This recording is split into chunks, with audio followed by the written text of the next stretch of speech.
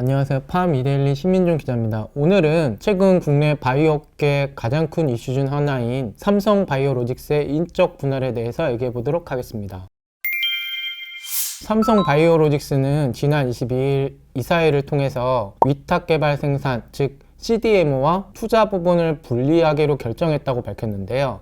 CDMO를 존속법인으로 유지하고 투자 부문을 분할 신설법인인 삼성 에피스 홀딩스로 독립시키는데요. 삼성 에피스 홀딩스는 투자 주주회사로 바이오 시밀러 개발 및 사업화를 하는 삼성 바이오 에피스 지분율 100%를 승계할 예정입니다.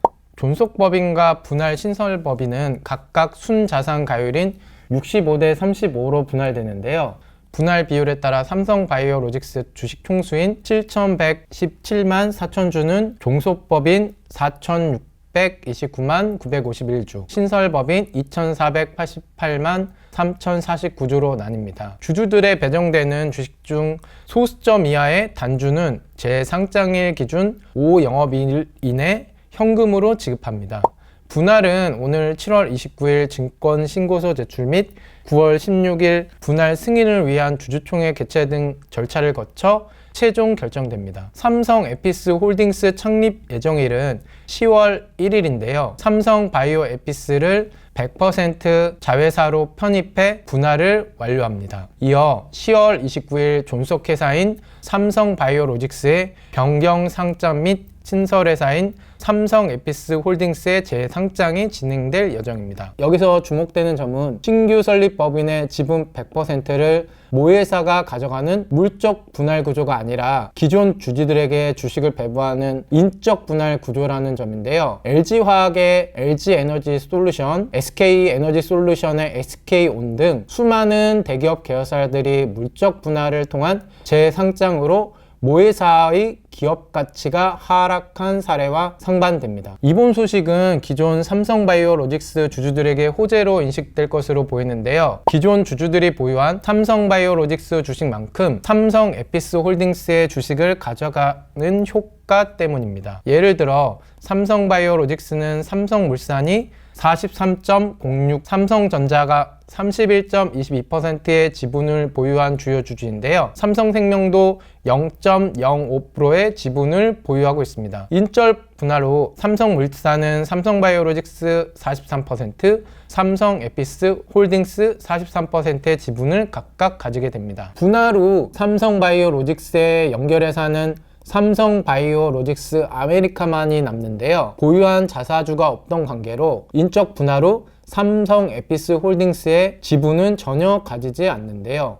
동일한 주주 구성이지만 서로 간 지분 관계만 두고 보면 완전한 남남인 셈이라는 평가를 받고 있습니다. 2011년 설립한 삼성바이오로직스는 2012년 바이오시밀러 개발 및 상업화를 목적으로 미국 바이오젠과 합작법인으로 삼성바이오 에피스를 설립했습니다.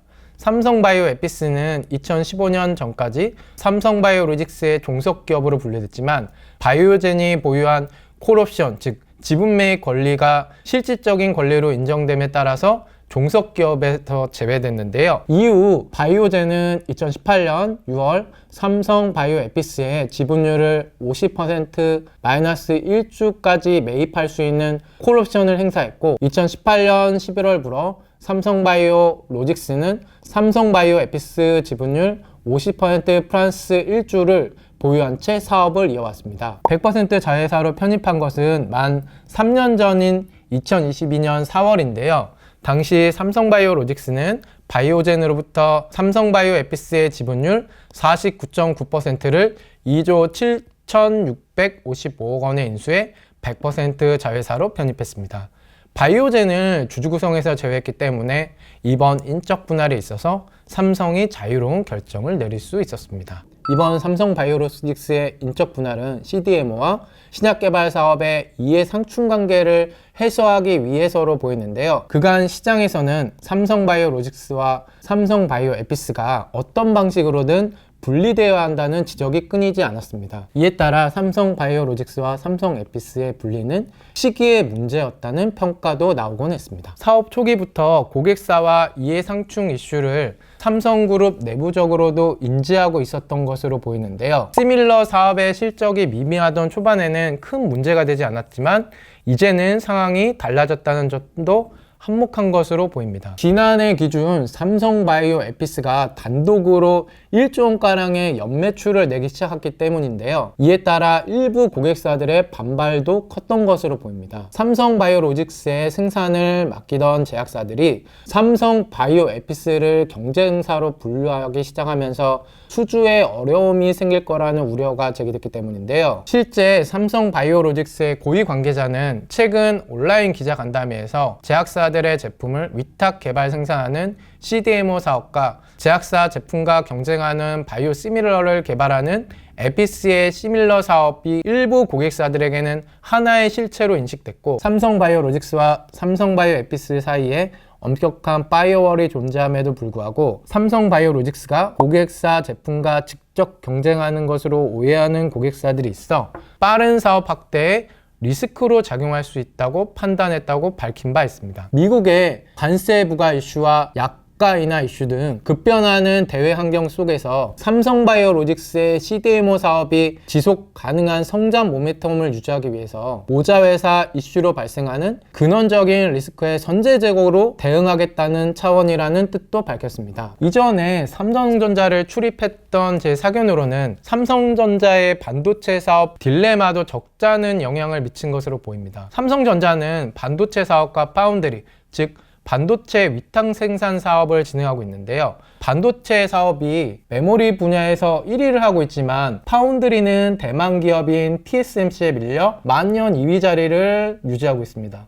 파운드리는 삼성바이오로직스의 CDMO 사업과 비슷하다고 볼 수 있는데요. 일각에서는 삼성전자가 종합반도체이기 때문에 파운드리 사업에 한계점이 있을 수 있다는 지적이 꾸준히 제기됐습니다. 삼성전자 파운드리 사업의 주요 고객들이 삼성전자 반도체 사업 경쟁자들과 겹치는 상황이 발생하고 있기 때문인데요. 이에 삼성전자 파운드리 사업을 분사해야 한다는 의견도 꾸준히 제기됐죠. 특히 트럼프 미국 정부의 지원을 등에 업은 인텔이 글로벌 파운드리 2위 자리를 노리겠다고 공식 선언한 만큼 삼성전자의 파운드리 사업은 앞으로 녹록치 않을 것으로 보입니다. 삼성전자는 파운드리 사업에 분산은 없다고 선을 그었는데요. 파운드리와 메모리 사업부는 경기도 화성과 평택 캠퍼스 부지는 물론 생산 라인이 있는 건물까지 공유하는 한몸인 관계인 만큼 많은 영향을 주고 있기 때문인데요. 삼성전자 스스로 메모리와 파운드리 그리고 패키징을 일괄 제공하는 턴키 솔루션을 최대 강점으로 마케팅해온 만큼 삼성전자 꼬리표를 태면 파운드리 수주가 더 어려울 가능성도 무시 못하기 때문입니다. 또 파운드리 생산 라인 한 개를 까는 데만 20조 원 이상의 비용이 소모된다는 점도 분사가 어렵다는 이유로 꼽힙니다. 그래서 이번 결정이 삼성그룹이 미래 성장 동력 중 하나인 바이오 사업, 즉 신약 개발 사업에 힘을 실어주기 위한 조치라고 해석되고 있습니다. CDMO나 파운드리 사업의 경우 일종의 장비 사업인 만큼 계속 규모를 키워야 하고 수주도 꾸준히 유지해야 하는 단점이 있는데요. 장비 사업은 기본적으로 고정 비용이 많이 소요됩니다. 고정 비용은 그대로지만 수주가 줄어든다면 사업을 영위하기 어려워지는 것인데요. 반면 신약 개발은 연구개발 비용이 꾸준히 들지만 생명과 연관되어 있기 때문에 전 세계적인 관심사고 기술 이전 또는 상용화할 경우 기존 손해를 이른 시일 내에 만회하고 이득까지 볼 수 있습니다. 삼성바이오로직스 고위 관계자가 기자간담회에서 삼성바이오에피스는 바이오 시밀러 사업에 집중하는 회사였다면 신설 자회사는 미래 성장을 위한 바이오 기술 플랫폼 개발에 집중하려고 하고 지난 13년간 바이오 시밀러에 몰두했지만 좀 더 기술을 개발해야 할 영역이 많아지는 상태로 뒤처지지 않기 위해 신기술을 캐치하고 개발해야 한다는 내부적인 판단이 있다고 밝힌 점도 같은 맥락으로 볼 수 있겠습니다. 또 하나 눈여겨봐야 할 점은 지배구조 개편의 일환이라는 점인데요. 증권업계에서는 삼성바이오 중간 지주회사가 생기거나 삼성물산이 삼성전자 지배력을 확대하기 위한 포석일 수 있다는 관측도 제기됩니다. 특히 삼성바이오 지주회사를 설립할 가능성도 제기되는데요. 인적 분할로 삼성물산과 삼성전자가 보유한 존속회사 삼성바이오로직스 지분을 신설회사인 삼성에피스 홀딩스로 현물 출자하는 방식으로 말이죠.